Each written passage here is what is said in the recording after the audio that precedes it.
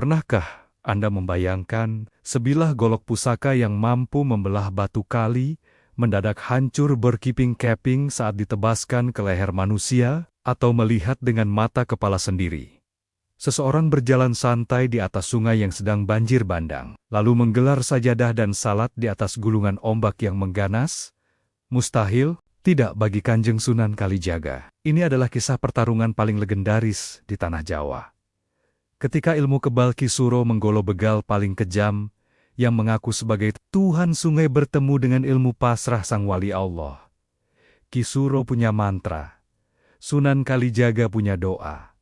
Ki Suro punya golok, Sunan Kalijaga punya air wudhu. Siapakah yang akan menang? Apakah besi yang keras atau air yang lembut? Jawabannya akan membuat logika Anda berhenti bekerja dan hati Anda bergetar hebat. Tapi sebelum kita saksikan karomah tingkat tinggi ini, mari kita bersihkan hati sejenak. Silakan tekan tombol like dan subscribe sekarang juga, agar cahaya hikmah para wali ini terus bersinar di beranda Anda. Mari kita berdoa bersama. Ya Allah, sebagaimana Engkau tundukkan air sungai untuk kekasih-Mu, maka tundukkanlah segala masalah dan kesulitan hidup kami hari ini menjadi kemudahan. Ketik Amin atau Kio Biltu di kolom komentar. Insya Allah, satu amin dari Anda menjadi pembuka pintu pertolongan Allah yang tak disangka-sangka. Tarik napas dalam-dalam. Inilah kisah pendekar sungai melawan wali Allah. Matahari tergelincir di ufuk barat, menumpahkan warna jingga yang menyala seperti bara api di atas permukaan sungai Bengawan. Arus sungai sore itu tidak ramah. Airnya coklat pekat, bergulung-gulung membawa lumpur dan ranting patah dari hulu, menciptakan suara gemuruh rendah yang seolah memperingatkan siapa saja untuk tidak mendekat. Di sebuah tikungan jalan setapak yang diapit hutan jati dan tebing sungai, Ki Suro Menggolo duduk di atas batang pohon tumbang. Jemarinya yang kasar dan dipenuhi cincin akik mengetuk-ngetuk gagang golok di pinggangnya. Ia bosan. Sudah seharian tidak ada pedagang yang lewat untuk diperas. Sepi sekali hari ini. Gerutu Ki Suro meludah ke tanah. Apakah orang-orang sudah terlalu miskin untuk bepergian? Atau mereka sudah terlalu takut mendengar namaku? Di sampingnya, 3 orang anak buahnya hanya tertawa sumbang, tak berani menatap mata sang pemimpin. Mereka tahu tabiat Ki Suro. Pria bertubuh raksasa dengan dada penuh rajah mantra itu memiliki sumbu amarah yang pendek. Konon, kulitnya sekeras tembaga. Senjata tajam hanya akan bengkok jika menyentuh kulitnya. Kesaktian itulah yang membuatnya menobatkan diri sebagai dewa kecil di wilayah aliran sungai ini. Tiba-tiba, suara langkah kaki terdengar meremukan ranting kering. Ki Suro menegakkan punggung, matanya menyipit, menembus keremangan hutan jati. Dari kejauhan, muncul sosok seorang laki-laki yang berjalan sendirian. Bukan pedagang kaya, bukan pula prajurit kerajaan. Laki-laki itu berpenampilan sangat sederhana. Ia mengenakan baju surjan berwarna hitam pudar, warna wulung khas rakyat jelata, dengan kain jarik yang disimpul rapi. Kepalanya tertutup belangkon hitam polos. Tidak ada kuda tunggangan, tidak ada pengawal, dan yang paling mengecewakan bagi Ki Suro, tidak ada buntalan harta di punggungnya. Orang itu hanya menggenggam sebatang tongkat kayu jati tua. Namun, ada yang aneh. Di tengah hutan yang terkenal angker dan dihuni hewan buas ini, langkah orang itu begitu tenang. Wajahnya tidak menyiratkan kecemasan sedikit pun, seolah ia sedang berjalan di halaman rumahnya sendiri. "Hoi, berhenti!" bentak Ki Suro. Suaranya menggelegar, membuat burung-burung gagak di atas pohon terbang kaget. Sosok berbaju hitam itu berhenti. Ia mengangkat wajahnya, menatap Ki Suro dengan sorot mata yang teduh, kontras dengan tatapan Ki Suro yang menyala-nyala. "Assalamualaikum Kisanak," sapa orang itu lembut, suaranya merdu, namun berwibawa. "Simpan salamu," potong Ki Suro kasar sambil melangkah maju. Tubuhnya yang besar menjulang di hadapan si musafir. "Kau tahu aturan main di sini. Ini tanahku, ini sungaiku. Siapapun yang lewat harus bayar pajak napas." Musafir itu yang tak lain adalah Raden Said atau Sunan Kalijaga, tersenyum tipis. Maafkan saya Kisanak. Saya hanyalah seorang musafir yang sedang melakukan perjalanan safar. Saya tidak membawa emas, perak, ataupun bekal berlebih. Yang saya bawa hanyalah iman di dalam dada. Ki Suro tertawa terbahak-bahak. Tawanya terdengar mengerikan, beradu dengan suara arus sungai. Iman. Hah, iman tidak laku di sini. Iman tidak bisa dipakai beli nasi. Kalau kau tidak punya uang, tinggalkan tongkatmu dan baju bagusmu itu. Atau, tinggalkan nyawamu sebagai tumbal sungai ini. Anak buah Ki Suro mulai mengepung, mencabut pisau-pisau karatan mereka. Suasana berubah, mencekam. Angin sungai tiba-tiba berhembus lebih kencang, menggoyangkan ujung jubah Sunan Kalijaga. Sunan Kalijaga menghela napas panjang. Ia menatap Ki Suro dengan rasa iba, bukan takut. Ia melihat kegelapan yang pekat menyelimuti hati pendekar itu. Kisanak, ucap Sunan Kalijaga perlahan. Harta dunia hanya titipan, nyawa pun hanya pinjaman. Mengapa kau begitu sombong atas apa yang bukan milikmu? Tidakkah kau takut pada pemilik sejati aliran sungai ini? Wajah Ki Suro memerah padam. Urat-urat di lehernya menonjol keluar. Ia merasa diceramahi oleh orang yang dianggapnya lemah. Baginya, nasihat adalah penghinaan. Diam kau, hardik Ki Suro, sambil mencabut golok besarnya. Kilatan logam memantulkan sisa cahaya matahari senja. Kau berani bicara soal Tuhan di depanku? Di sini akulah Tuhannya. Kalau Tuhanmu memang ada, panggil dia. Suruh dia menolongmu dari tebasan golokku ini. Ki Suro mengangkat senjatanya tinggi-tinggi. Nafsu membunuh telah menguasai akal sehatnya. Ia tidak tahu bahwa ia sedang menantang seseorang yang doa-doanya mampu menggetarkan langit. Sunan Kalijaga memejamkan mata sejenak, bibirnya bergerak melafalkan asma Allah. Ia tidak beranjak, ia tidak lari. Ia berdiri kokoh seperti karang di tengah ombak, menanti hantaman badai yang akan datang. Angin seolah menahan napas. Burung-burung di dahan jati berhenti berkicau, merasakan aura kematian yang pekat. Di bawah temaram langit yang mulai ungu, Ki Suro menggolo mengayunkan golok pusakanya dengan tenaga penuh. Niatnya satu, memisahkan kepala orang asing itu dari badannya. Suara besi membelah udara terdengar mengerikan, sebuah sabetan yang biasanya mampu memotong batang pisang sekali tebas. Anak buah Ki Suro memalingkan wajah, tak ingin melihat darah muncrat membasahi tanah kering itu. Bunyi dentingan nyaring memecah kesunyian hutan, menggema hingga ke tebing-tebing sungai. Namun, itu bukan bunyi logam mengiris daging. Itu adalah bunyi jeritan besi yang menghantam sesuatu yang jauh lebih keras dari dirinya sendiri. Ki Suro terhuyung mundur 3 langkah. Tangannya gemetar hebat, telapaknya terasa panas dan kebas hingga ke tulang bahu. Matanya terbelalak, menatap ngeri pada apa yang ada di genggamannya. Golok kebanggaannya, senjata yang telah meminum darah puluhan korban, kini rompang. Bilah tajam itu bengkok. Retak di bagian tengahnya seolah baru saja dihantamkan ke dinding baja. Sementara itu, Sunan Kalijaga masih berdiri di tempatnya. Tegak, tenang, tidak ada luka, tidak ada setetes pun darah yang menetes. Bahkan, kain belangkon yang menempel di kepalanya tidak bergeser sedikit pun. Leher jenjang sang wali tampak utuh, seakan kulit halusnya memiliki kekuatan yang melampaui hukum alam. Ilmu setan apa ini? Desis Ki Suro. Suaranya tercekat di tenggorokan. Kakinya lemas, tapi egonya menolak untuk runtuh. Kau punya rawa rontek?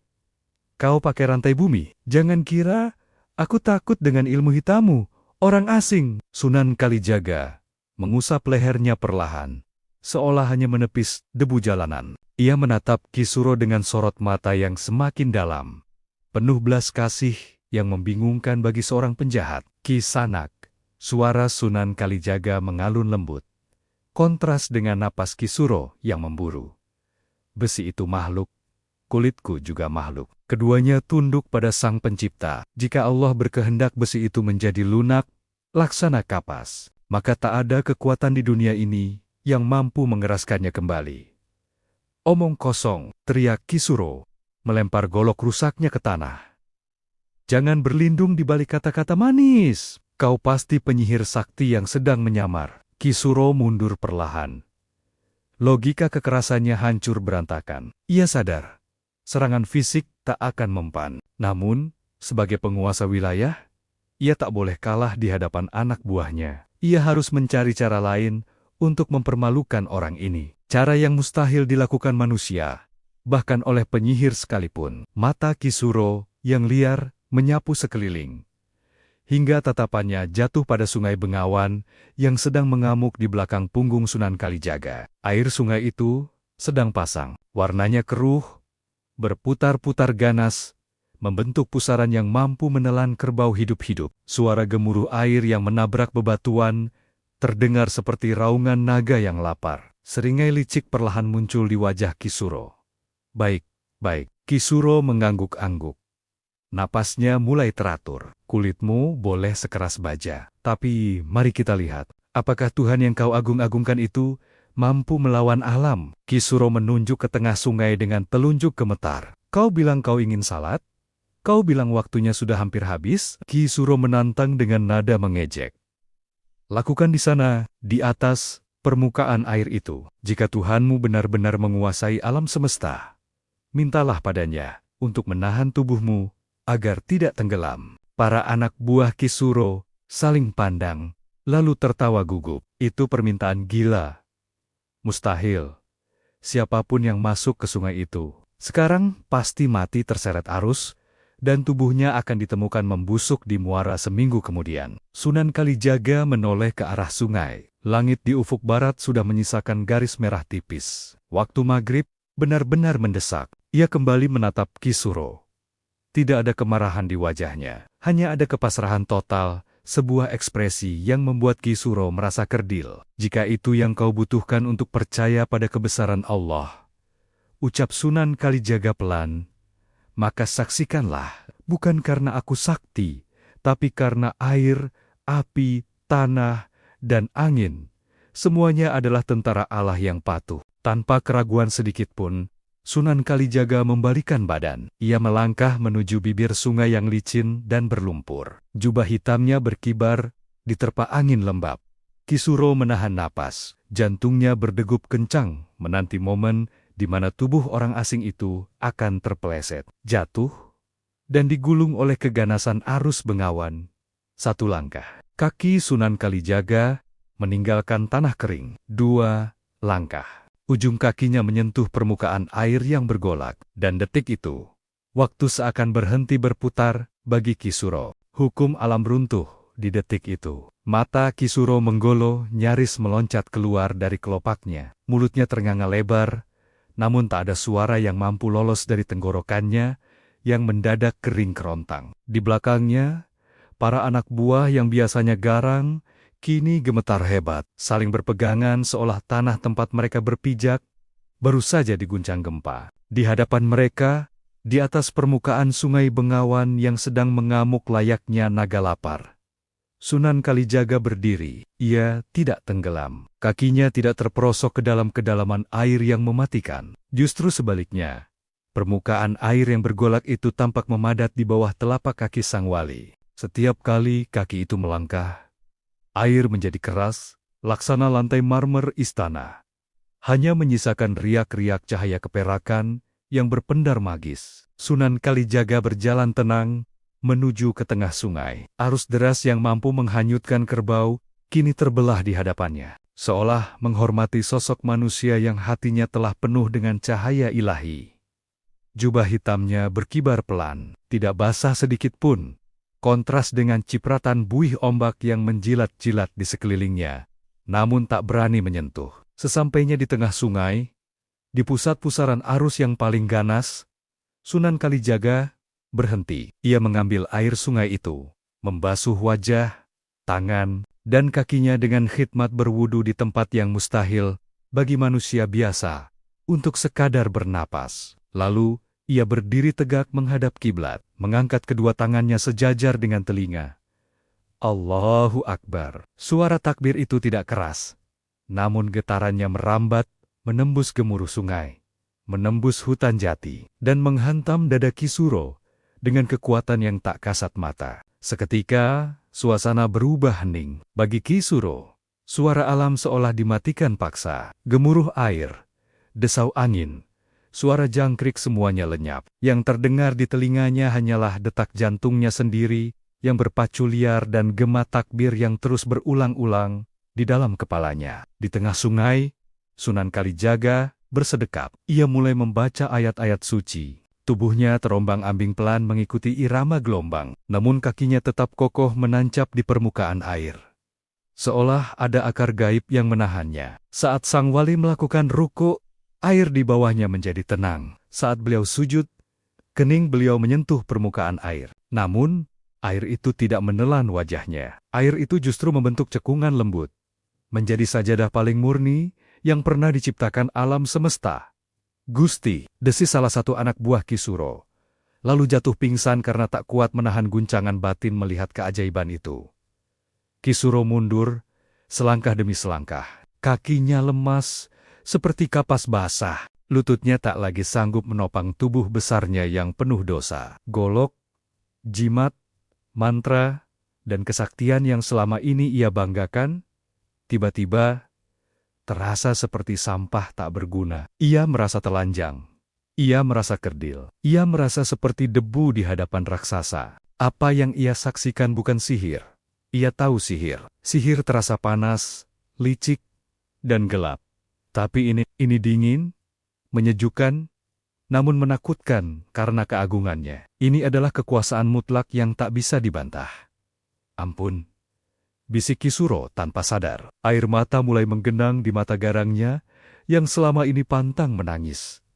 "Ampun." Di tengah sungai, Sunan Kalijaga duduk tasyahud akhir. Cahaya senja terakhir menimpa punggungnya, menciptakan siluet emas yang menyilaukan. Ia sedang menutup perjumpaannya dengan sang raja di raja. Sementara di tepian sungai, seorang raja kecil sedang runtuh tahtanya. Sunan Kalijaga menolehkan wajah ke kanan dan ke kiri. "Assalamualaikum warahmatullah." "Assalamualaikum warahmatullah." Salam penutup itu mengakhiri keheningan magis tersebut. Suara gemuruh sungai kembali terdengar, namun kali ini tidak lagi menakutkan bagi Ki Suro. Suara itu terdengar seperti zikir alam yang mengiringi langkah sang wali kembali ke tepian. Sunan Kalijaga melangkah kembali ke tepian. Setiap kali kakinya meninggalkan permukaan sungai, air di belakangnya kembali bergolak liar, seolah baru saja dilepaskan dari sihir pembeku yang membelenggunya. Langkah sang wali begitu ringan, saat kakinya menapak kembali di tanah berlumpur pinggir sungai. Sebuah pemandangan ganjil kembali menampar logika Ki Suro. Kain jarik dan ujung jubah Sunan Kalijaga kering kerontang. Tidak ada setetes air pun yang menempel. Bahkan debu jalanan yang menempel di baju beliau sebelum turun ke sungai masih ada di sana. Seakan-akan sungai itu hanyalah bayangan semu yang tak mampu menyentuh realitas tubuh kekasih Allah itu. Begitu Sunan Kalijaga berdiri tegak di hadapannya, pertahanan jiwa Ki Suro runtuh seketika. Bruk, lutut Ki Suro menggolo, menghantam tanah. Kaki-kaki kekar yang konon tak pernah bertekuk di hadapan adipati manapun, kini lemas tak bertulang. Tubuh raksasa itu ambruk dalam posisi bersimpuh. Wajah garangnya menunduk mencium tanah yang berdebu. Ia tidak sedang menyembah manusia. Ia sedang dihancurkan oleh ketakutan purba. Rasa takut yang muncul ketika seorang hamba menyadari betapa kecil dirinya di hadapan kekuasaan yang maha besar. "Ampun Gusti, ampun." Suara Ki Suro parau, bercampur dengan isak tangis yang tertahan. Bahunya yang lebar berguncang hebat. "Jangan cabut nyawa saya mengaku kalah. Saya mengaku salah." Para anak buahnya yang masih sadar ikut menjatuhkan diri, melempar pisau-pisau mereka jauh-jauh, seolah besi itu kini membakar tangan. Mereka bersujud dengan wajah pucat pasi, tak berani menatap sosok berbaju hitam yang kini tampak menjulang setinggi gunung di mata mereka. Sunan Kalijaga menatap pendekar yang sedang meringkuk di kakinya itu. Tidak ada sorot kemenangan di mata beliau, tidak ada senyum angkuh. Yang ada hanyalah tatapan teduh seorang bapak melihat anaknya yang tersesat. Perlahan, Sunan Kalijaga membungkuk. Tangan halusnya menyentuh pundak Ki Suro yang gemetar. Sentuhan itu hangat, mengalirkan ketenangan yang aneh ke dalam darah Ki Suro yang sedang mendidih karena panik. "Bangunlah Kisanak," ucap Sunan Kalijaga lembut. "Jangan bersujud padaku, aku hanya manusia biasa. Sama sepertimu, makan nasi, minum air, dan akan mati jika waktunya tiba. Bersujudlah hanya kepada yang menciptakan sungai ini." Ki Suro mengangkat wajahnya perlahan. Air mata membasahi pipinya yang kasar dan bertato. Matanya menatap Sunan Kalijaga dengan tatapan penuh tanya dan keheranan. "Ilmu apa itu, Gusti?" tanya Ki Suro terbata-bata. "Saya sudah berguru ke gunung-gunung keramat. Saya sudah memakan daging mentah dan bertapa di gua ular. Tapi saya belum pernah melihat aji-aji yang bisa membuat air menjadi batu." "Siapa guru Gusti? Mantra apa yang Gusti baca tadi?" "Ajari saya. Saya rela menukar seluruh emas jarahan saya untuk satu bait mantra itu." Sunan Kalijaga tersenyum, lalu menggeleng pelan. Ia menancapkan tongkat kayunya ke tanah. "Kau salah, Ki Suro. Itu bukan aji-aji. Itu bukan mantra sakti yang bisa dibeli dengan emas atau ditebus dengan puasa pati geni," jawab Sunan Kalijaga. "Lalu apa?" desak Ki Suro, putus asa. "Itu adalah tauhid," jawab Sunan Kalijaga. Suaranya memberat penuh makna. "Itu adalah kepasrahan total. Ketika hatimu tidak lagi berharap pada jimat, tidak lagi takut pada hantu, dan tidak lagi sombong pada manusia. Ketika hatimu kosong dari dunia dan hanya terisi oleh Allah, maka dunia ini akan tunduk melayanimu. Air akan menjadi sahabatmu. Api akan menjadi selimutmu." Sunan Kalijaga menunjuk dada Ki Suro. "Kau tenggelam bukan karena air sungai itu dalam, Ki Suro. Kau tenggelam karena hatimu keberatan membawa beban kesombongan. Buanglah beban itu, maka kau akan terapung ringan." Kata-kata itu menembus dada Ki Suro lebih tajam daripada keris pusaka manapun. Seluruh keyakinan lamanya tentang kekuatan fisik, kekebalan dan kekuasaan hancur berkeping-keping. Ia menyadari bahwa selama ini ia hanyalah buih kotor yang terapung di sungai kehidupan. Merasa besar, padahal kosong. Malam mulai turun menyelimuti hutan jati. Namun di hati Ki Suro, fajar baru saja menyingsing. "Bimbing saya, Gusti." Ki Suro kembali mencium kaki Sunan Kalijaga. Kali ini bukan karena takut mati, tapi karena rindu hidup. "Bimbing bajingan tengik ini. Saya ingin bisa berjalan tenang seperti Gusti. Saya ingin mengenal Tuhan yang Gusti sembah." Sunan Kalijaga mengangguk. "Baiklah. Tapi syaratnya berat. Lebih berat daripada mengangkat batu gunung. Apapun akan saya lakukan." Seru Ki Suro. "Mantap. Kau harus mematikan dirimu sebelum kau mati," bisik Sunan Kalijaga. "Matikan dirimu sebelum kau mati." Kalimat itu menggantung di udara malam yang dingin. Lebih tajam daripada angin laut utara. Ki Suro terdiam. Otaknya yang selama ini hanya berisi strategi menyergap dan membunuh, kini buntu. Ia menatap Sunan Kalijaga dengan nanar, mengira sang wali memintanya untuk bunuh diri menebus dosa. "Maksud Gusti, saya harus bunuh diri?" tanya Ki Suro. Tangannya gemetar meraih belati kecil di pinggangnya.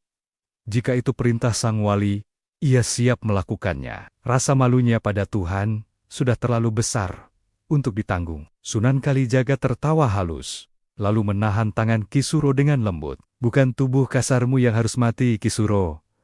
Tubuh itu amanah Allah. Haram kau rusak," ucap Sunan Kalijaga. "Yang harus kau bunuh adalah Ki Suro yang ada di dalam kepalamu. Bunuh kesombongannya.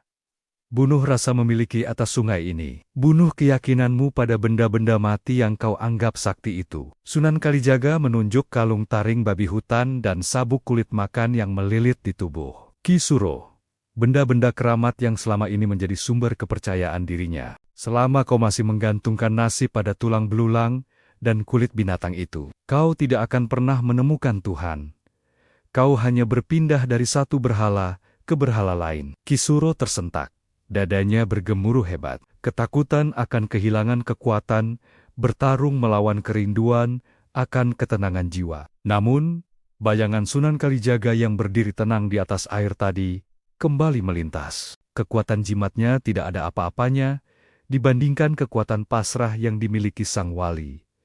Dengan napas memburu, Kisuro mencengkeram kalung taring di lehernya. Setan-setan ini sudah menipu saya puluhan tahun, geramnya. Dengan sekali sentakan kuat, kalung jimat itu putus. Butiran manik-manik dan taring hewan berhamburan ke tanah berdebu. Tidak berhenti di situ, Kisuro merobek sabuk rajah di pinggangnya. Ia melepas cincin akiknya yang besar, dan melemparkannya sekuat tenaga ke arah sungai. Benda-benda yang dulu ia puja melebihi orang tuanya sendiri itu, kini tenggelam di telan kegelapan Bengawan Solo. Habis, semuanya habis, Gusti, ucap Kisuro lirih. Tubuhnya terasa ringan, namun juga terasa telanjang dan rentan. Sekarang saya kosong. Saya tidak punya apa-apa lagi. Saya cuma seonggok daging yang berdosa. Justru saat cangkirmu kosong, Allah baru bisa menuangkan air hikmah ke dalamnya. Jawab Sunan Kalijaga tersenyum. Sekarang, ikuti kata-kataku. Kita akadkan janji barumu dengan langit. Di bawah naungan pohon jati yang tua, disaksikan oleh gemintang yang mulai bermunculan, Sunan Kalijaga membimbing mantan penguasa sungai itu. Asyhadu. Suara Sunan Kalijaga memecah keheningan. Asyhadu. Tiru Kisuro. Suaranya parau dan bergetar. An la ilaha illa air mata Kisuro tumpah. Bukan setetes dua tetes, melainkan banjir bandang yang menjebol bendungan hatinya yang selama ini membatu. Setiap suku kata syahadat itu terasa seperti palu godam yang menghancurkan sisa-sisa kegelapan di dadanya. Wa asyhadu anna Muhammadan Rasulullah. Saat kalimat itu selesai, Kisuro tersungkur mencium tanah. Ia menangis, meraung-raung layaknya bayi yang baru lahir. Di malam itu, Kisuro menggolo sang begal kejam, pembunuh berdarah dingin, momok menakutkan bagi para pedagang telah mati. Yang bangkit dari sujud itu adalah manusia baru. Wajahnya basah oleh air mata dan tanah, namun sorot matanya tidak lagi liar. Sorot mata itu kini redup, tunduk, dan damai. Sunan Kalijaga membiarkan tangis itu reda dengan sendirinya. Beliau tahu, itu adalah tangis penyucian. Hujan yang turun untuk membasuh kemarau panjang pada jiwa yang gersang. Setelah cukup lama, Sunan Kalijaga berkata, mulai malam ini, namamu bukan lagi Kisuro Menggolo. Nama itu membawa beban darah dan dendam. Sunan Kalijaga menatap ke arah sungai yang kini mengalir tenang. Jadilah Surodiro, orang yang berani mengalahkan dirinya sendiri. Surodiro mengangguk takzim. Saya siap, Gusti Guru. Apa perintah Guru? Apakah saya harus ikut Guru berkelana? Membawakan tongkat Guru? Sunan Kalijaga menggeleng. Ia menancapkan tongkatnya kuat-kuat di tanah, tempat Surodiro bersujud tadi. Tidak. Tugasmu bukan melayaniku. Tugasmu adalah melayani umat yang pernah kau sakiti. Sunan Kalijaga menunjuk ke arah gubuk pos penjagaan begal yang ada di kejauhan. Ubah sarang penyamun itu menjadi tempat berteduh. Dulu kau memalak orang yang mau menyeberang. Sekarang, kau harus menyeberangkan siapa saja yang butuh secara cuma-cuma. Jadilah jembatan bagi kesulitan orang lain. Itulah penebusan dosamu. Surodiro Tertegun, itu tugas yang jauh lebih berat daripada sekadar menjadi murid yang mengekor. Itu adalah tugas seumur hidup. Tapi Gusti, kapan Gusti akan kembali? Tanya Surodiro cemas. Takut ditinggalkan sendirian tanpa pembimbing. Sunan Kalijaga memandang lurus ke mata murid barunya itu. Jika hatimu sudah benar-benar bening, kau tidak butuh pertemuan fisik denganku. Kita akan bertemu dalam doa. Sang wali membalikan badan, kembali melangkah menyusuri jalan setapak gelap hutan jati, meninggalkan Surodiro yang masih bersimpuh memeluk lutut. Malam semakin larut. Namun, bagi Surodiro, matahari baru saja terbit di dalam dadanya. Waktu berjalan seperti arus Bengawan Solo, tak pernah kembali, terus mengalir menuju muara. Musim berganti puluhan kali. Pohon jati yang dulu masih setinggi lutut di tepian hutan, kini telah menjulang menjadi raksasa yang menaungi jalan. Gubuk reot bekas pos penyamun itu pun telah berubah wajah. Tidak ada lagi tumpukan harta jarahan atau bau tuak yang menyengat. Tempat itu kini bersih, berlantai tanah yang disapu rapi setiap pagi, dan di salah satu sudutnya berdiri sebuah langgar musola bambu sederhana. Di dermaga kecil yang menjorok ke sungai, Seorang lelaki tua sedang menarik rakit bambu. Rambut dan jenggotnya telah memutih sempurna seperti kapas. Kulitnya keriput dimakan usia. Namun sorot matanya jernih.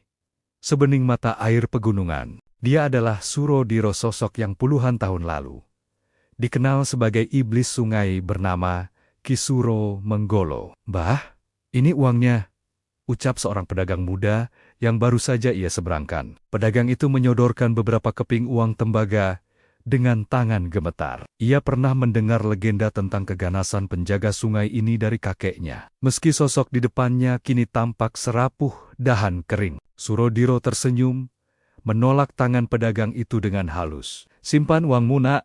Pakai untuk beli oleh-oleh istrimu di rumah," ucapnya. Suaranya parau, namun menyejukkan. "Tapi mbah sudah lelah mendayung melawan arus. Ini upah mbah." Surodiro menggeleng pelan sambil menatap aliran sungai yang tenang. "Upahku sudah dibayar lunas, nak. Puluhan tahun lalu. Ada seseorang yang membayarku dengan harga yang sangat mahal. Beliau membayarku dengan menunjukkan jalan pulang." Pedagang itu terdiam, tidak mengerti, namun ia mencium tangan orang tua itu dengan takzim sebelum melanjutkan perjalanan. Sepeninggal pedagang itu, Surodiro duduk di tepian dermaga. Kakinya menjuntai menyentuh air. Air yang dulu ia jadikan alat untuk menakut-nakuti dan membunuh, kini menjadi sahabatnya berzikir.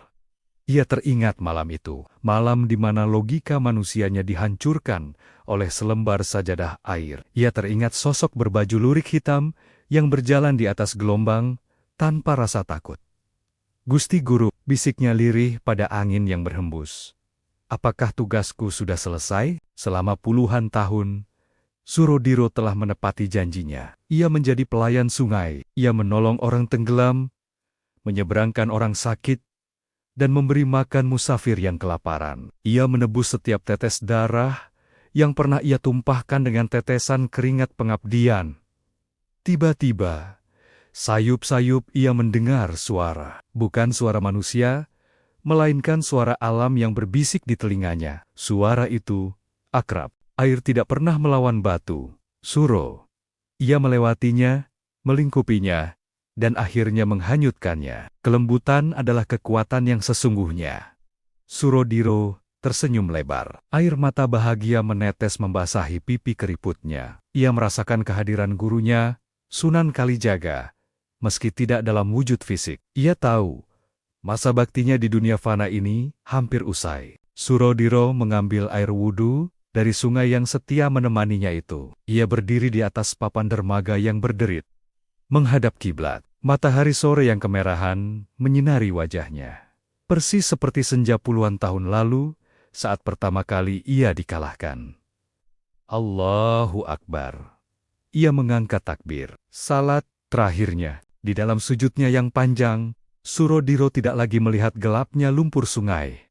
Ia melihat cahaya. Ia melihat sebuah sungai yang airnya jernih seperti susu, mengalir tenang di bawah taman-taman surga. Tempat di mana tidak ada lagi begal, tidak ada lagi ketakutan, dan tidak ada lagi perpisahan. Angin berhembus pelan, menjatuhkan daun jati kering ke permukaan air, membawa serta jiwa sang penjaga sungai kembali kepada pemiliknya. Sungai Bengawan Solo terus mengalir, menjadi saksi bisu kisah seorang pendosa yang dibasuh oleh air mata taubat, dan seorang wali yang mengajarkan bahwa di atas langit masih ada langit. Namun di atas segalanya, ada kasih sayang Allah yang seluas samudra sahabat beriman. Kisah Ki Suro Menggolo dan Sunan Kalijaga bukanlah sekadar dongeng pengantar tidur. Ini adalah cermin bagi jiwa kita sendiri. Sungai Bengawan Solo menjadi saksi bisu, sebuah kebenaran abadi, bahwa sekeras apapun batu, ia akan berlubang oleh tetesan air yang lembut. Sekeras apapun hati manusia, ia akan luluh oleh kelembutan hidayah. Ki Suro mengajarkan kita bahwa masa lalu yang kelam bukanlah akhir dari segalanya. Seburuk apapun dosa kita, pintu ampunan Allah seluas samudra, jauh lebih luas dari sungai manapun di dunia ini. Ia masuk sebagai preman yang ditakuti, namun ia pulang sebagai hamba yang dicintai. Dan dari Kanjeng Sunan Kalijaga, kita belajar tentang hakikat kekuatan, bahwa kesaktian bukanlah tentang mematahkan besi, atau berjalan di atas air. Kesaktian sejati adalah ketika kita mampu berjalan di atas godaan dunia, tanpa sedikit pun tenggelam di dalamnya. Dunia ini ibarat air. Jika engkau letakkan di tanganmu, ia akan bermanfaat. Tapi jika engkau masukkan ke dalam hatimu, ia akan menenggelamkanmu. Mungkin hari ini kita merasa seperti Ki Suro. Lelah bertarung, lelah mengejar pengakuan, lelah memikul beban dosa yang berat. Maka, letakkanlah, menyerahlah bukan kepada nasib, tapi menyerahlah kepada Allah, karena saat kening kita menyentuh tanah dalam sujud, saat itulah jiwa kita terbang tinggi, melampaui langit. Terima kasih telah menemani perjalanan batin Surodiro dari episode pertama hingga akhir. Semoga setetes hikmah dari tepian Bengawan ini bisa membasahi hati kita yang mungkin sedang gersang. Jika kisah ini menyentuh hati Anda, atau mengingatkan Anda pada seseorang yang sedang berjuang mencari jalan pulang, silakan tekan tombol like dan bagikan video ini kepada mereka. Satu share dari Anda mungkin bisa menjadi jalan hidayah bagi orang lain. Tuliskan Kiobiltu atau Alhamdulillah di kolom komentar sebagai doa agar kita semua diwafatkan dalam keadaan husnul khotimah, seperti Surodiro. Saya nama narator atau nama channel. Pamit undur diri, sampai jumpa di kisah para wali selanjutnya. Wassalamualaikum warahmatullahi wabarakatuh.